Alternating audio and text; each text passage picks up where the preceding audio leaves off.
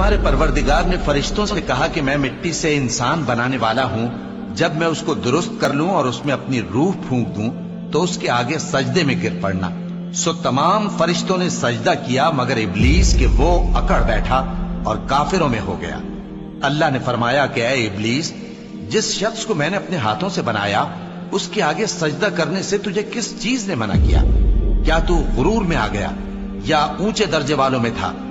बोला कि मैं इससे बेहतर हूं कि तूने मुझको आग से पैदा किया और इसे मिट्टी से बनाया।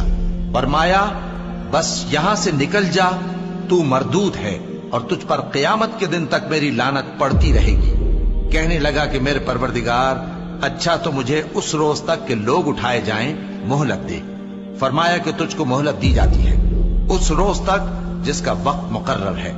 कहने लगा कि मुझे तेरी इज्जत की कसम, मैं इन सब को बहकाता रहूंगा सिवाय उनके जो तेरे चुने हुए बंदे हैं। फरमाया ठीक है, और मैं ठीक ही कहता हूं कि मैं तुझसे और जो इनमें से तेरी पैरवी करेंगे सबसे जहन्नम को भर दूंगा। ऐ पैगंबर, कह दो कि मैं तुमसे इसका सिला नहीं मांगता और न मैं बनावट करने वालों में हूं। ये कुरान तो अहले आलम के लिए नसीहत है और तुमको इसका हाल कुछ वक्त के बाद मालूम हो जाएगा। भला जब हम मर गए और मिट्टी और हड्डियां हो गए तो क्या फिर उठाए जाएंगे? और क्या हमारे बाप दादा भी जो पहले हो गुजरे हैं? कह दो कि हां, और तुम लोग जलील होगे।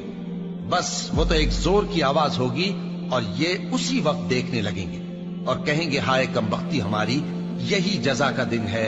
कहा जाएगा कि हां, वही फैसले का दिन जिसको तुम झूठ समझते थे। फरिश्तों को हुक्म होगा, जो लोग जुल्म करते थे उनको और उनके हम जिन्सों को और जिनको वो पूजा करते थे सबको जमा कर लो, यानी जिनको अल्लाह के सिवा पूजा करते थे, फिर उनको जहन्नम के रास्ते पर चला दो और उनको ठहराए रखो कि उनसे कुछ पूछना है। तुमको क्या हुआ कि एक दूसरे की मदद नहीं करते? असल बात यह है कि आज ये लोग अपनी गलती तस्लीम कर रहे हैं और वो एक दूसरे की तरफ रुख करके सवाल जवाब करेंगे। पैरोकार अपने पेशवाओं से कहेंगे कि तुम ही हमारे पास दाईं तरफ से आते थे। वो कहेंगे नहीं, बल्कि तुम ही ईमान लाने वाले न थे और हमारा तुम पर कुछ जोर न था, बल्कि तुम ही सरकश लोग थे। सो हमारे बारे में हमारे परवरदिगार की बात पूरी हो गई कि अब हम अजाब के मजे चखें।